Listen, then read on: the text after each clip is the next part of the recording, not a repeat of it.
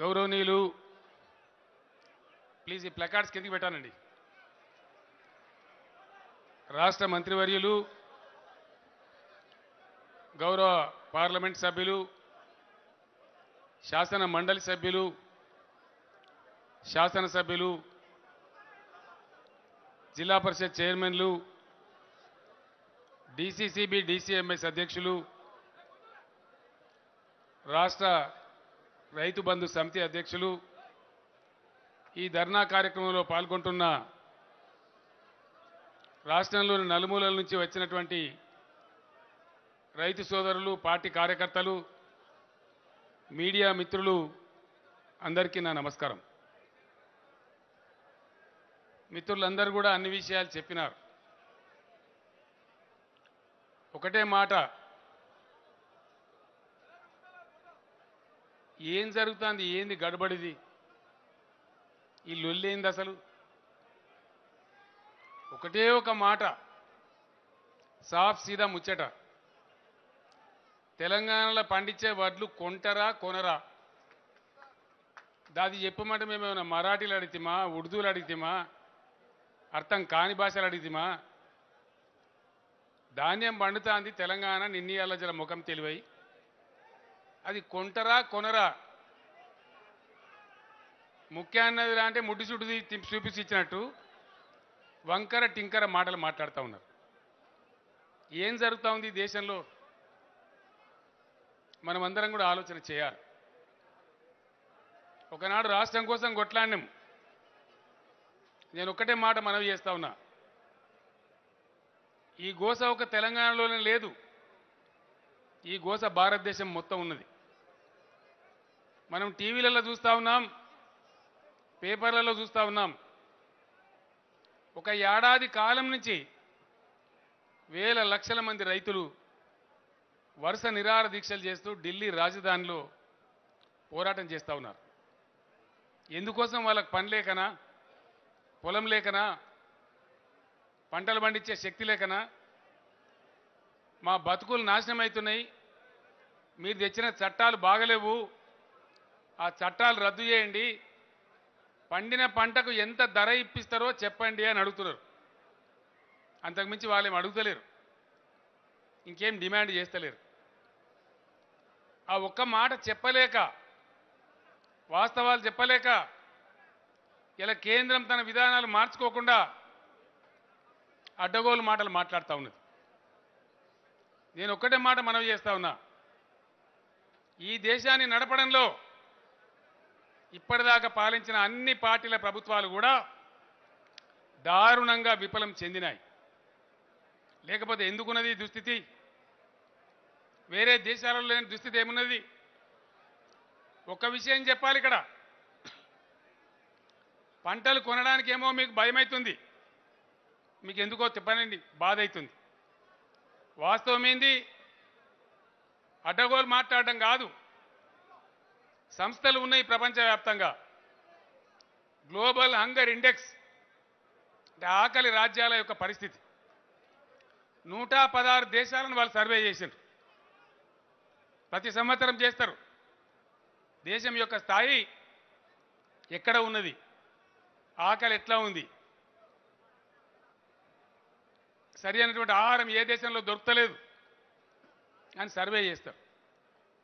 116 దేశాలు సర్వే చేస్తే మన భారతదేశం యొక్క స్థానం 101. బంగ్లాదేశ్ కంటే, నేపాల్ కంటే, పొరుగున ఉన్న పాకిస్తాన్ కంటే కూడా తక్కువ ఉన్నది మన దేశంలో. ఇంతకన్నా సిగ్గుమాలినది ఇంకోటి ఉంటుందా? ఇంతకన్నా సిగ్గుచేట ఏమైనా ఉంటుందా? భారతదేశం కోటాను కోట్ల మంది, 12 కోట్ల రైతులు ఉన్నారు. వాళ్ళ చుట్టూ బతికే మళ్ళీ 12 కోట్ల కుటుంబాలున్నాయి. 40 కోట్ల ఎకరాల భూములున్నాయి దేశంలో. భగవంతుడు ప్రకృతి ఇచ్చినటువంటి బ్రహ్మాండమైన జీవ నదుల్ని, అద్భుతమైనటువంటి సైంటిస్టులు ఉన్నారు. బంగారు పంటలు పండేటువంటి అవకాశాలున్నాయి. దాదాపు సగం పైబడి జనాభా బతికేటువంటి ఈ రంగాన్ని ఎందుకు నిర్లక్ష్యం చేయాలి? ఎవరి కోసం నిర్లక్ష్యం చేయాలి? అసలు కేంద్రం యొక్క పాలసీ ఏంది? రైతులను బతకనిస్తారా బతకనియ్యరా అనేది ఇది మౌలికమైన ప్రశ్న. మేము ఒక్కటే మాట మనం చేస్తా ఉన్నాం. మేము రాష్ట్రం తెచ్చుకొని కొంచెం చెరువులు బాగా చేసుకొని చెక్ డ్యాములు కట్టుకొని కరెంట్ చక్కగా చేసుకొని రైతులకు మళ్ళా కోల్పోయిన విశ్వాసాన్ని కలిగించి పంటలు పండిస్తూ ఉన్నాం. దాన్ని సేకరించే బాధ్యత మీ మీద ఉన్నది. దాన్ని నిల్వ చేయగలిగే శక్తి సామర్థ్యం మీకే ఉన్నది. ఫుడ్ సెక్యూరిటీ యాక్ట్ ద్వారా పుట్టుకొచ్చినటువంటి ఫుడ్ కార్పొరేషన్ ఆఫ్ ఇండియా శాస్త్రీయమైన గోదాములు వాళ్ళ దగ్గరనే ఉన్నాయి. ఇండియాలో ఏ స్టేట్ దగ్గర కూడా లేవు.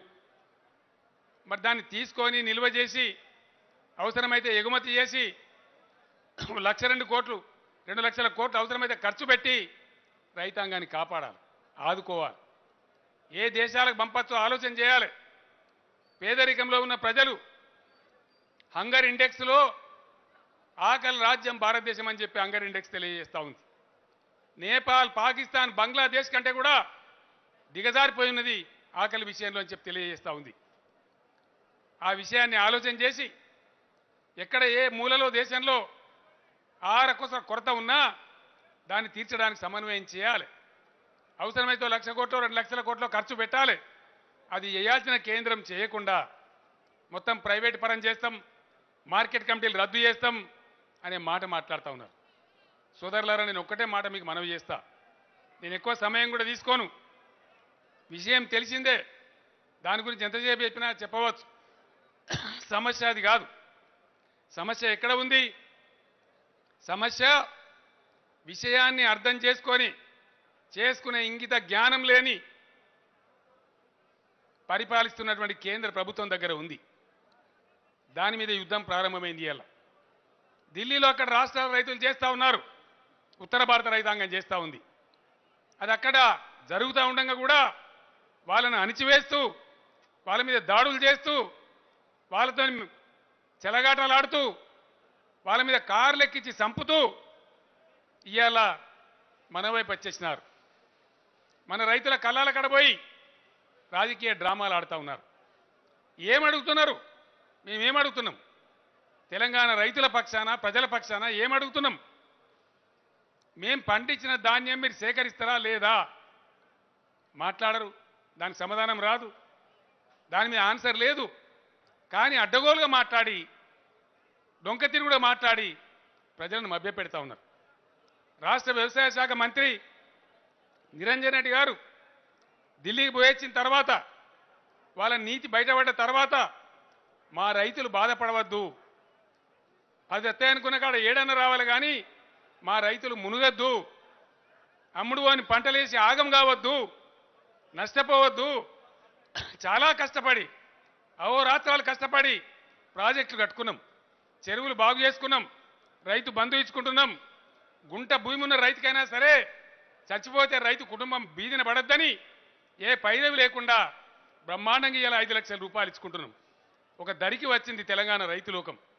ఇప్పుడిప్పుడే ధీమా వస్తున్నది. ఇట్లాంటి రైతులను కన్ఫ్యూజ్ చేస్తున్నారు కాబట్టి వద్దు అని చెప్పి వేరే పంటలు ఆలోచిద్దాం. యాసంగిలో వీరు తీసుకునేటట్టు లేరు. వస్తున్న వానాకాలం పంటకే దిక్కు లేదు. ఇంకా యాసంగిలో అయితే మొత్తమే కొనే పరిస్థితి లేదు. కాబట్టి మా రైతులు ఎట్టి పరిస్థితులలో అమ్ముడు అని ఆ ధాన్యం, కేంద్రం సేకరించినటువంటి ఆ వడ్లు పండించి నష్టపోవద్దని మంచి మాట రైతాంగానికి చెప్పినారు. అవును, కొద్దిగా కష్టమే, ఏకదం మారనంటే కూడా కష్టమే. కానీ ఏసి ఆగమైపోయి ఏసి లొల్లి పెట్టుకొని కిరికిరైపోయే దానికంటే వేయకుండా ఏ పెసర్లో ఆవాలో ఇంకోటో వేసుకొని 10 రూపాయలు సంపాదించుకుందాం, ఆ తగదప్పని ధాన్యం మనకు వద్దు అని చెప్పి ఆయన బాధతోనే ఆవేదనతోనే చెప్తున్నా. నాకేం ఇష్టం లేదు ఈ మాట, కానీ తప్పని పరిస్థితి ఏర్పడ్డది. దిక్కుమాలిన కేంద్ర ప్రభుత్వం ఉంది అక్కడ, వాళ్ళ బుర్ర పనిచేస్తలేదని చెప్పి ఆయన బాధతో చెప్పిండు. దాని మీద ఏం మాట్లాడతారు?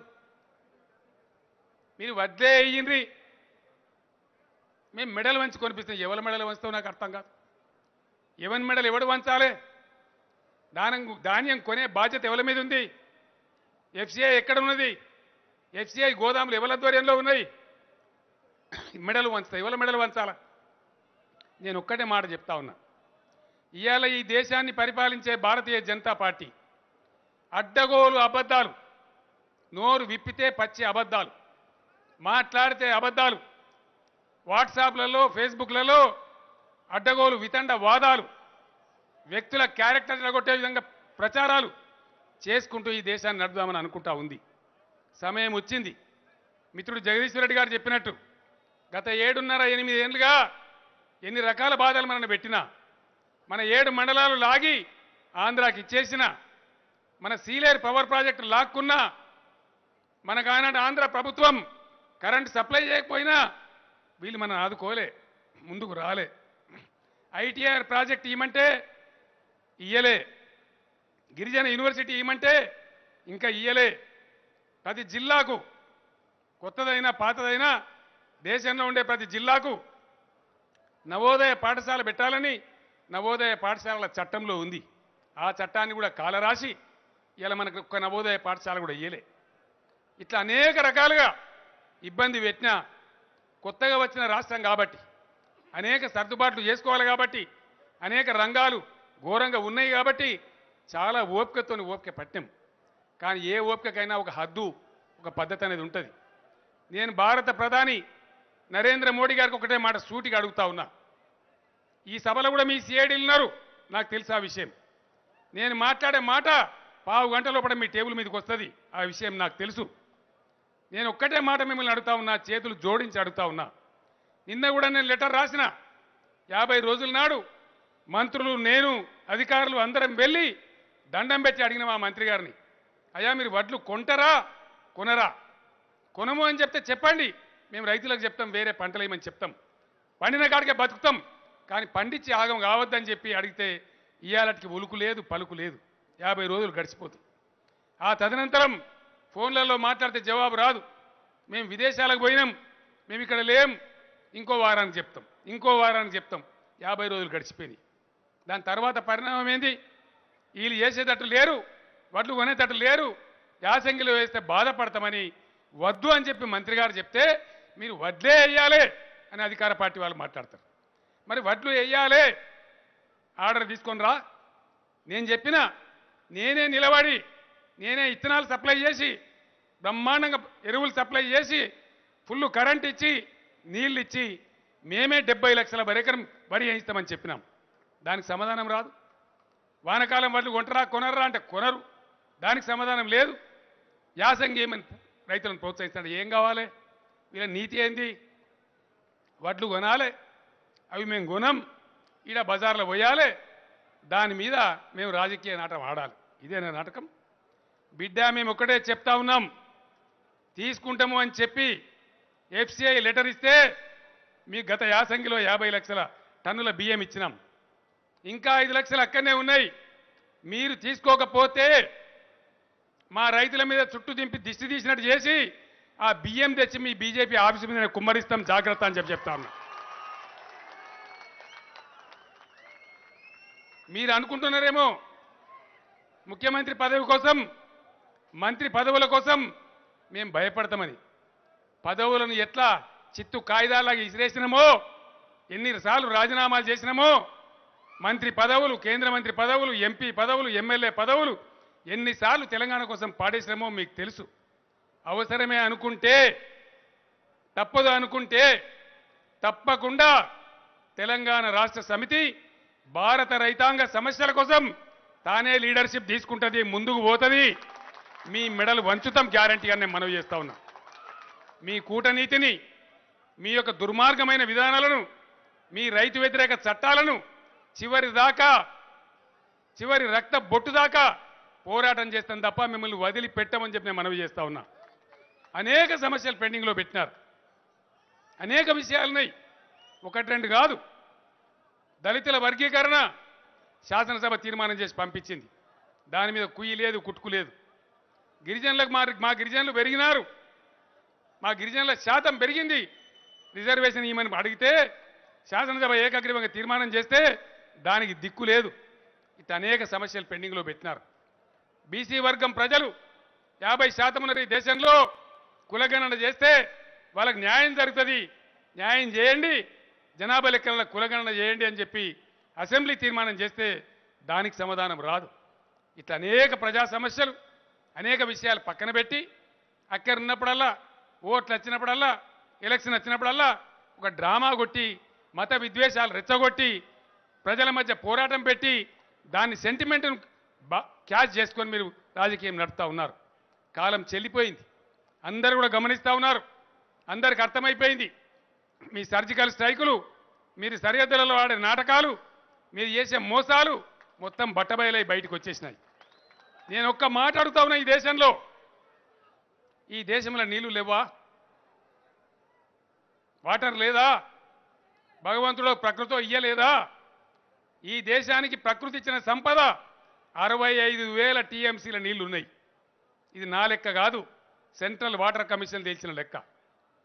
ఇలా వాడింది ఎంత? భారతదేశం మొత్తం కలిపితే 35,000-36,000 టీఎంసీలు కూడా వాడలేదు. ఇంకో 30,000 టీఎంసీలు నదులలో ప్రవహించి సముద్రం పాలైపోతూ ఉన్నాయి. కానీ షాట్ల తవుడు కోసి కుక్కల కొట్టాడబెట్టినట్టు రాష్ట్రాల మధ్య తగాదాలు పెట్టి ఇవాళ నీళ్ళు ఇవ్వకుండా మొత్తం దేశాన్ని, రైతాంగాన్ని మీరు అల్లల్లాడిస్తూ ఉన్నారు. దేశంలో ఉండే వ్యవసాయ భూమి ఎంత? 40 కోట్ల ఎకరాలు. ప్రతి ఎకరానికి నీళ్ళు ఇచ్చినా ఇంకా 25,000 టీఎంసీలు ఉంటాయి. ప్రతి ఇంటికి తెలంగాణలో ఇచ్చినట్టుగా మిషన్ భగీరథలాగా మంచినీళ్ళు ఇచ్చినా ఒక 10,000 టీఎంసీలు వాడుకున్నా ఇంకో 15,000 టీఎంసీలు ఇంకా మిగులే ఉంటుంది ఈ దేశానికి. 100 ఏళ్ళ దాకా ఈ దేశానికి డోకాలేదు. ఇది చేసే తెలివితేటలు లేవు. దీనికి పరిష్కార మార్గాలు చూసేటువంటి సంస్కృతి లేదు, ఆ ఆలోచన లేదు, ఆ మేధావితనం లేదు. ఎలక్షన్ వస్తే బహింసా చూపెట్టాలి, ఎలక్షన్ వస్తే హిందూ ముస్లింల కొట్లాడ పెట్టాలి, ఎలక్షన్ వస్తే పాకిస్తాన్ పేరు తీసుకొని సెంటిమెంట్ రెచ్చగొట్టాలి. ఇదా రాజకీయం? దీనికోసమా మిమ్మల్ని ఎన్నుకున్నది ప్రజలు? దీనికోసమైనా మీరు చేస్తున్న రాజకీయం? మీరు దేశానికి సమాధానం చెప్పాలి. అందులో భాగం మన తెలంగాణను కూడా ఏడిపిస్తూ ఉన్నారు. ఇంకో మాట మనం చేస్తూ ఉన్న మిత్రులారా, కేసీఆర్ కన్నా దొడ్డుగున్నోళ్ళు, కేసీఆర్ కన్నా పొడుగున్నోళ్ళు ఈ రాష్ట్రానికి చాలామంది ముఖ్యమంత్రులు చేసినారు. 30 ఏళ్ళు కదా ఏడ్చినాం మనందరం కరెంటు కోసం. ఎందుకు ఇయ్యలే కరెంటు? మరి కేసీఆర్ వచ్చినాక, టీఆర్ఎస్ వచ్చినాక ఎట్లా కరెంటు ఇవ్వగలుగుతా ఉన్నాం? ఇవాళ ఏ విధంగా ఇవ్వగలుగుతా ఉన్నాం? ఒక నిమిషం కూడా పోనటువంటి నాణ్యమైనటువంటి కరెంటు, బల్బు కాలినటువంటి, మోటార్ కాలినటువంటి కరెంటు ఎట్లా సాధ్యమవుతా ఉంది? సమర్థత ఉంటే, శక్తి ఉంటే అది సాధ్యమవుతుంది. అకుంఠితమైన దీక్ష ఉంటే అది సాధ్యమవుతుంది. ఇవాళ భారతదేశంలో నేను ఒక్క మాట మీకు మనవి చేస్తా ఉన్నా, దయచేసి ఈ పోరాటం ఒక వడ్లతో ప్రారంభం చేసినాం.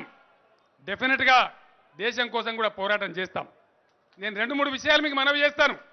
ఈ దేశం ఎటుపోతా ఉందో, ఏం జరుగుతూ ఉందో చెప్పవలసిన బాధ్యత నా మీద ఉంది.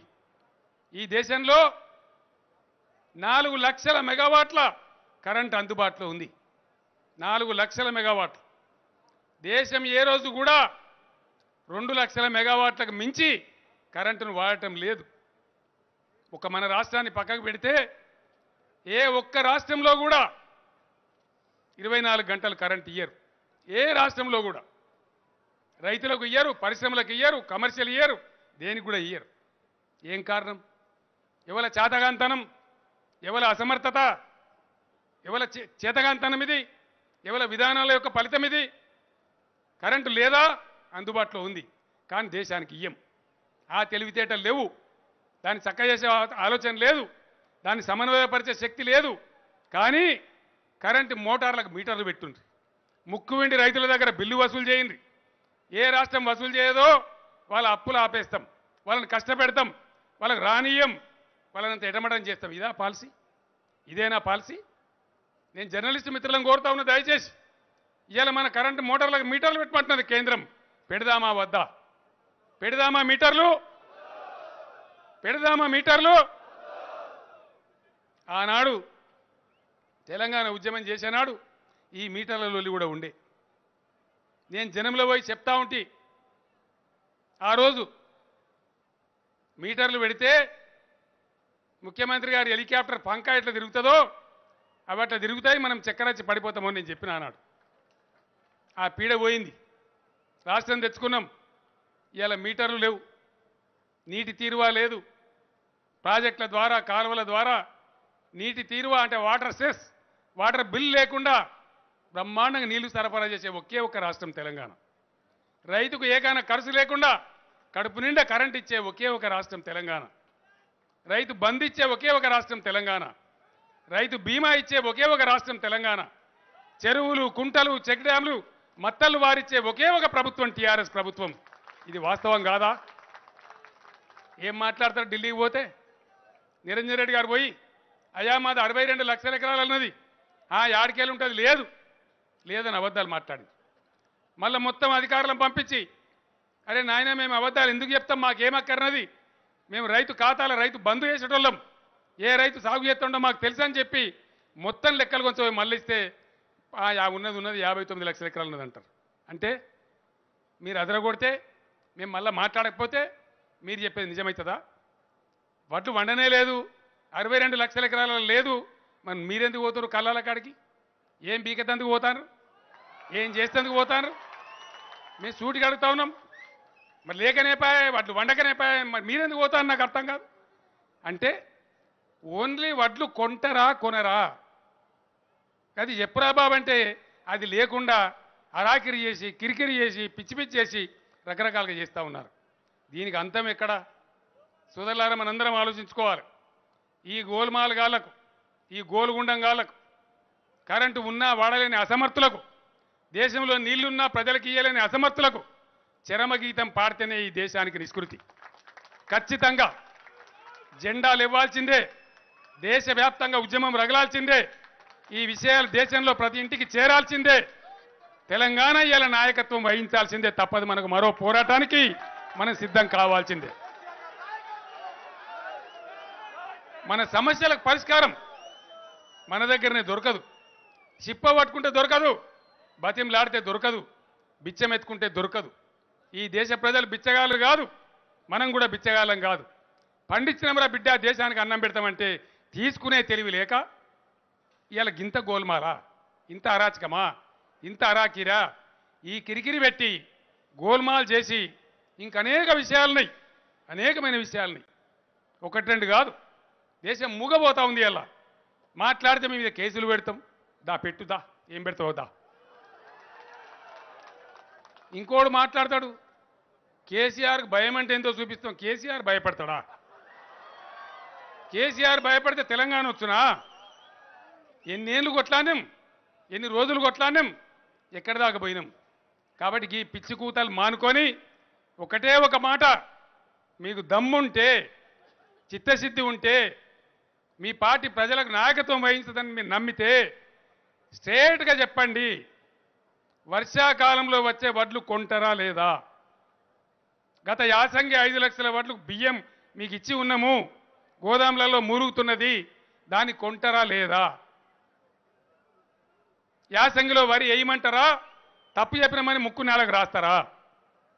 చెంపలేసుకొని అడగండి, మాట్లాడండి, దానికి సమాధానం చెప్పండి. అది చెప్పం, అది మాట్లాడం. ఇంతకుముందు సునీత చెప్పింది, విలేకరులు ధాన్యం కొంటారా, వడ్లు కొంటారా, కొనరా చెప్పం. దానికి ధాన్యం కొంటాం, వాటికనే గాలి మాట.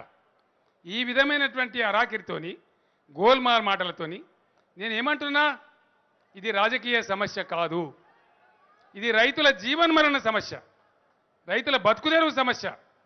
పంట వేసి కొనుగోలు పోకపోతే, అమ్ముడు పోకపోతే ఏం చేయాలి రైతు? మళ్ళీ ఇసం దాగి సావన్నా, మళ్ళీ చెట్లకు రైతుల శవాలు వేలాడన్నా, ఆత్మహత్యలు చేసుకోవన్నా? ఇంత అరాచకంగా కేంద్రానికి నాయకత్వం వహిస్తున్న ప్రభుత్వం వివరించవచ్చునా? ఇంత గోల్మాల్ దింపచ్చునా? ఇది రాజకీయమా ఈ దేశంలో? ఈ రాజకీయాన్ని ఎదిరించే అవసరం లేదా? దీన్ని ప్రశ్నించే అవసరం లేదా? ప్రజలు మూగబోవన్నా, మీ యొక్క దుర్మార్గమైనటువంటి చట్టాల కింద నలిగిపోవన్నా, నాశనం కావన్నా? అది ప్రశ్న మన ముందున్నది, అది మనం కొట్లాడేది. ఈరోజు నేను ఒకటే మాట చెప్తా ఉన్నా, అయా ప్రధానమంత్రి గారు, మీకు దండం పెట్టి 2 చేతులు జోడించి వినయపూర్వకంగా నేను అడుగుతా ఉన్నా, అనురాధ కార్తీ వస్తుంది 19వ తారీఖు వస్తే, మేము యాసంగిలో వరి వెయ్యన్నా వెయ్యవద్దా? ఒకటే మాట చెప్పండి, చెప్పండి. మీరు తీసుకుంటారా తీసుకోరా? మా సావేదం మేము చత్తాం, ఏం చేయాలో ఆలోచించుకుంటాం, ఏ దారి పట్టానో ఆలోచిస్తాం. అది చెప్పకుండా అబద్ధాలు మాట్లాడుతూ ఉన్నారు. 2-3 రోజులు వేచి చూస్తాం, ఆ తర్వాత యుద్ధాన్ని ప్రజ్వలింపజేస్తాం. ఎక్కడి దాకా తీసుకుపోతాం. నేను అందరితో ఆలోచిస్తా ఉన్నా, అందరితో మాట్లాడుతూ ఉన్నా. ఒకటే హెచ్చరిక కేంద్ర ప్రభుత్వాన్ని నేను చేస్తా ఉన్నా. ఈరోజు ప్రారంభమైంది. మేం పదవుల కోసమో ఇంకో దాని కోసమో మీరు పెడతామన్న కేసుల కోసమో భయపడే బాబత్ కాదు, ఎట్టి పరిస్థితిలో కాదు. మేము అడిగేది ప్రజల సమస్యల మీద, దానికి సమాధానం చెప్పు.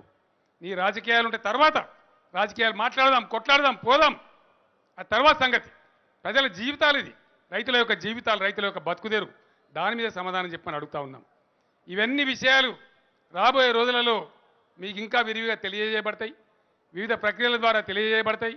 నేను అధికారులతోని ఇతరులతోని మన రాష్ట్ర రైతు మిల్లులతోని మాట్లాడుతూ ఉన్నాం. ఏం పరిష్కారం దొరుకుతుందో చూద్దాం, కేంద్రం నీతి ఏముంటుందో చూద్దాం, దాన్ని బట్టి మన ప్రయాణాన్ని నిర్ధారణ చేసుకుందాం. ఏది ఏమైనా తెలంగాణ రైతాంగాన్ని నేను ఒకటే మాట చెప్తా ఉన్నా. మీరు నా మాట మన్నించి మక్కలు వేయొద్దు అంటే మీరు వేయలే, చాలా తక్కువ స్థాయి చేసినారు. మా కడుపులో ఉండేదేంది, మేమేం కోరుకుంటాం, మా రైతులు మళ్ళా నష్టపోవద్దు, మా రైతులు ఆర్థికంగా దెబ్బతినద్దు, మా రైతుల ప్రయోజనాలు చెడిపోవద్దు. అదే మా ఆరాటం, అదే మా పోరాటం. ఇలా ముఖ్యమంత్రి, మొత్తం మంత్రివర్గం, మొత్తం ఎమ్మెల్యేలు, మొత్తం ఎంపీలు ధర్నా చేస్తారా ఎక్కడన్నా దేశంలో? దేనికోసం చేస్తున్నాం? ఇప్పటికీ కూడా కేంద్రం కదిలి రాకపోతే ఏం చేయాలో ఆలోచన చేసుకుందాం. అవసరమైతే సావు డప్పు కొడదాం, ప్రతి గ్రామంలో పోరాటం చేద్దాం, ఎక్కడి దాకైనా పోయే ప్రయత్నం చేద్దాం. ఏం సమాధానం వస్తుందో చూద్దాం. సమాధానం వస్తుందా రాదా ఏం చెప్తారో చూద్దాం. ఇక్కడి నుంచి పోయి మన మంత్రులు, మన ఎమ్మెల్యేలు, నిన్న నేను ప్రధానమంత్రికి రాసిన, ఇప్పుడు రాజ్భవన్ పోయి గవర్నర్ గారి ద్వారా కూడా ఇగో మా ధర్నాలో మా రైతాంగం మూడిట్లుంది, కొనెడతారా లేదా పాలసీ చెప్పండి అని చెప్పి మళ్ళా గవర్నర్ గారు కూడా మొరబెట్టుకుంటాం. అప్పటికి సమాధానం వస్తుందా రాదా చూద్దాం. రాజకీయాలు పక్కన పెడితే రణం చేయడంలో ఈ దేశంలో టీఆర్ఎస్ను మించిన పార్టీ లేదు. మేము యుద్ధం ప్రారంభించితే చివరి దాకా కొట్లాడతాము, దేనికి కూడా భయపడము, అదే రకంగా ముందుకు సాగుతాం. తెలంగాణ రాష్ట్ర రైతాంగ ప్రయోజనాలు కాపాడుకుంటాం, కడుపులో పెట్టుకుంటాం. ఆ విధంగా ముందుకోదామని తెలియజేస్తూ ఈ ధర్నాకు వచ్చినటువంటి ప్రతి ఒక్క మిత్రునికి, ప్రతి చెల్లెకు, ప్రతి సోదరునికి పేరు పేరున ధన్యవాదాలు తెలియజేస్తూ నేను సెలవు తీసుకుంటా ఉన్నా. జై తెలంగాణ, జై తెలంగాణ. హాయ్ ఫ్రెండ్స్, మా టుడే టుమారో యూట్యూబ్ ఛానల్ చూస్తున్నందుకు చాలా థ్యాంక్స్. మరిన్ని లేటెస్ట్ వీడియోస్ కోసం వెంటనే సబ్స్క్రైబ్ చేయండి. అలాగే ఈ బెల్ ని కూడా రింగ్ చేసేయండి. మా నోటిఫికేషన్స్ అన్ని మీ మొబైల్లో వస్తాయి. అలాగే మా వీడియోస్ మీకు నచ్చితే లైక్ చేయండి, షేర్ చేయండి, నచ్చకపోతే కామెంట్ చేయండి.